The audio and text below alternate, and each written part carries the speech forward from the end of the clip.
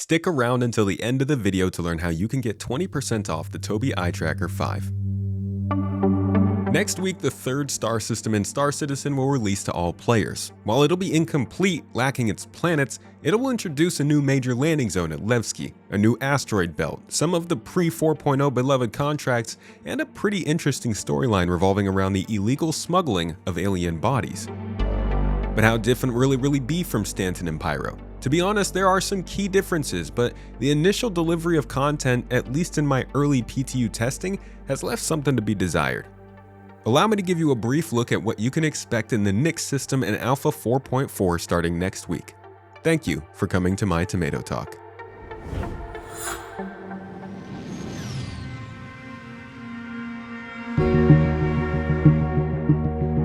Nyx, as far as lore goes, is closer to Pyro than Stanton. While Stanton is a bustling shopping mall of humanity, and Pyro is one of a handful of dangerous frontiers, Nyx is more of a region in the Wild West, with Levski as the capital town.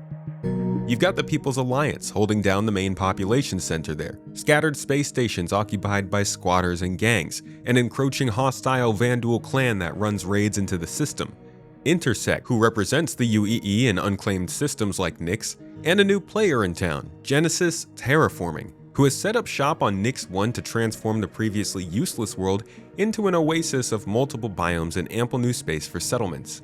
Oh, this system also borders Xion space, and who knows how all these different factions, 2 alien species, and a new terraforming project could complicate things in the Nyx system. I'd say this setting's pretty ripe for some good narrative. But before we get to that, let's talk about the capital city. Built into the side of an absolutely massive asteroid in the Glaciem ring, Levski is a new location for players to spawn in and call home. And it's actually unique from any other landing zone. By the way, if you do want to learn more about each landing zone in Star Citizen, I just did a huge walkthrough of each as a send-off before Levski arrives. It's over on my gameplay channel, and I'll leave it linked for you down below. But what makes Levski special is that it is in an asteroid belt. It's like Grimhex, but much bigger and with much better views.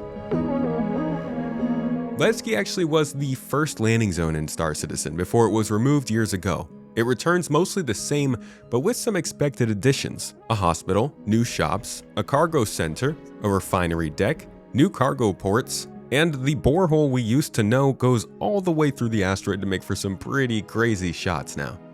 Many of the existing locations have also had art updates. The music, which you are hearing now, has also been widely expanded, and exterior EVA airlocks actually allow players to fly around right outside the station, not something you can do with other space stations.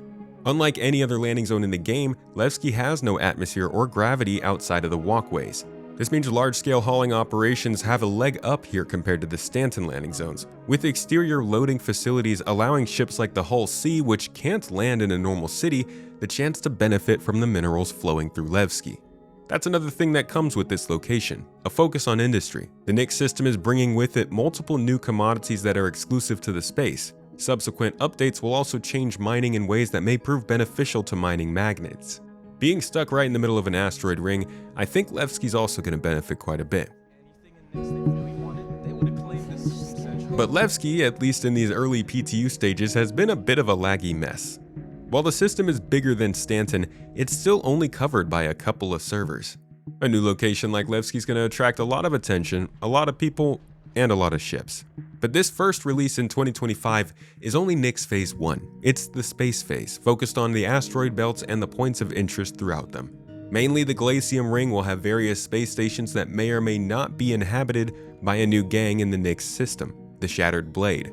Reports indicate potentially hundreds of these space stations scattered throughout, and for the most part, the game is keeping these space stations hidden.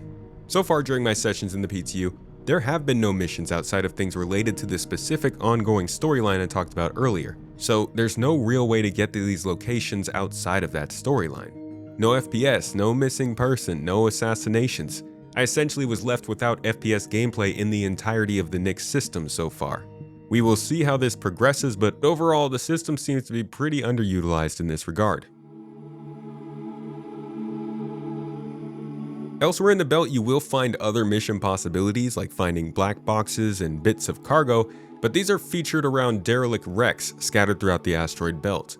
The mining situation is also interesting. Star Citizen has always made mineable rocks spawn a little bit differently than regular asteroids, making it pretty easy to tell which was which.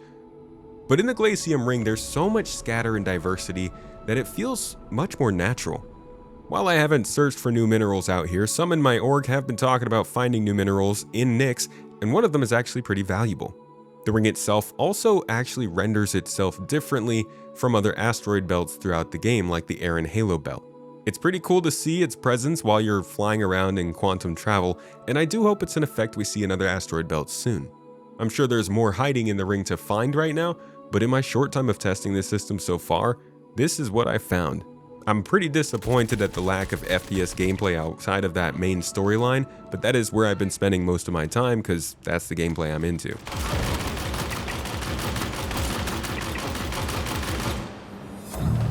Let's talk more about that.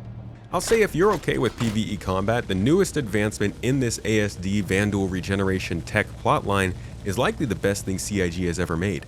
While it's still missing memorable characters, the pacing and flow of your objectives as you explore these new space stations and the occupied Polaris are like more compact versions of the ASD facilities with some simple objectives mixed in. The atmosphere is great. The music kinda slaps.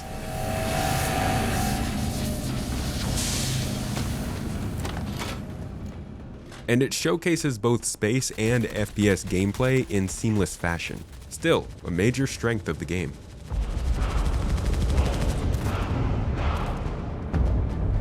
The locations feel pretty fresh. They actually use a cleaned up version of the contested zone areas in Pyro, as the space stations were made by the same group. But the specific rooms that you're going into are kind of new, as is a lot of the audio. So it's an easy asset reuse that I think actually creates some pretty fresh environments. The whole investigation mission has you looking into some smugglers in the Nyx system who have been sourcing and distributing Vanduul specimens. This will likely progress through the year to pull us deeper into the power struggle starting to grow in this system. It's where the experiments in Stanton at the underground ASD facilities were originating from, and you are now being called on to tug on the leads and see how scientists in Stanton were getting illicit alien samples out of Nyx. As of this writing, these missions were rep-locked behind a few hours of work for Intersec. And while that does make sense to me in a finished game, it has made it hard to get more information for you on this. While you can enjoy it on its own and do not need to run the ASD storyline in Stanton, it'll definitely enhance the experience you get in Nyx and tie things together more clearly. Keep in mind, these locations and storylines being added to the game are the same ones that might tie back into the main storyline at 1.0's release. There are going to be plenty of these location-based stories scattered throughout the game. We're just seeing them built in real time. Don't feel rushed to pursue these stories just because they're brand new. But outside of that main storyline, as I mentioned, box recovery missions at wreck sites scattered throughout space have made a return. Missing person missions are popping back up. The first interstellar trade routes have been established running between Stanton, Pyro, and Nyx with different earnings potential. Not to mention, the difference in value of minerals and commodities between the systems may make for some good trading gameplay, or maybe even some mining, refining, and selling. These additions come with external freight loading platforms in all systems to accommodate the larger scale hauling the game has started to support. We're also starting to see the reintroduction of mission givers, with Ticia Pacheco now acting as a Dead King's gang liaison, one of the gangs meant for Star Citizen 1.0 that we learned about last year. These folks are going to task you with smuggling bodies, drugs, and other things between star systems, and it feels like the first real smuggling gameplay meant to actually be supported by the game officially. Once security does pick up, I think these are going to get pretty interesting, and I'm sure will eventually be used in their own storyline. The Nyx system going forward is one you should consider as low security, but not quite as geared towards violence as Pyro. It's weird because this is not a UEE system, but they're still using the UEE crime stats, I guess just as a placeholder right now during the game. But it really does show how the security and reputation systems still need to mature in order to actually make the different star systems truly unique.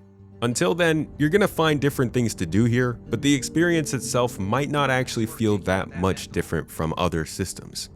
So for those looking for the true frontier in Star Citizen, with the lonely outposts, the stuffy asteroid stations, and an ample amount of gray area, this will be your place. Right now it's going to offer something fresh for your eyes, and a nice place to explore and learn about over the next couple quarters. But once again, this star system is going to be held back by the lack of certain features still not being in the game. That being said, with the looming conflict on the horizon due to the encroaching UEE government and its inevitable interest in the newly terraformed Nyx 1, along with the Vandal complications, the rock cracker stations, and the fleet battles coming to Nyx, I do think this is going to be a pretty interesting system to call home in 4.4 and for the entirety of 2026. Now, in other bits of content, we've got a couple new weapons coming into the game. The Boom Tube, which is just 3 grenades haphazardly strapped together on a rocket. I can confirm it doesn't work great against infantry, but it's pretty fun. It's affected by gravity, so firing it in different areas is going to give you different results. Finding the sweet spot is up to you.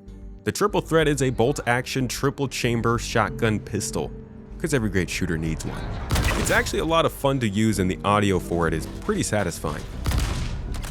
I'm going to be interested in seeing if it convinces more people to go the pistol route. There are also some new armor selections with unique skins from Wicklow.